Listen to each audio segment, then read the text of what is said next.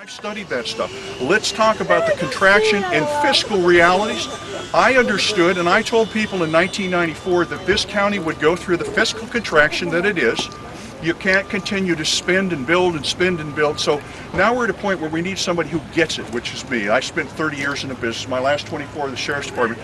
I know how we got so glutted. And we just simply need to cut that back and empower people, the people that are doing the work. So allowed to break the law and kind of get away with it. When you set the tone and show what rightness looks like, people quit encroaching on the law.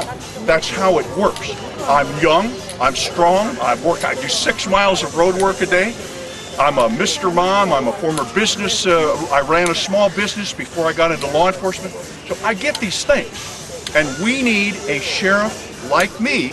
And I promise you, go look at me on Facebook, Bruce Ruff, Google Bruce Ruff, go to Facebook, go to my webpage, take a look at what I say.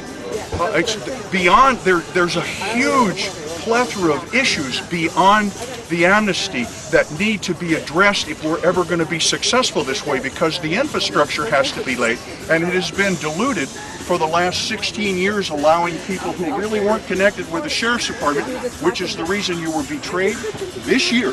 Like I told you in 2006 you would, midterm, you'll be betrayed, and they're going to give the job to a friend, so nepotism is alive and well. But aside from it, wouldn't be bad if that person actually knew what was going on, but has no idea of how to enforce the laws of the state of California. I've been weaving that fabric for the last 30 years, studying the law changes. I'm still connected. I still have advisors on what is happening. It will take 0 time to get up to speed. The restructuring is just a matter of going back to where we should be. And it's through doing this and setting a tone for your county law enforcement operation. When you have a leader that gets it, they simply know when they're being duped by the people beneath.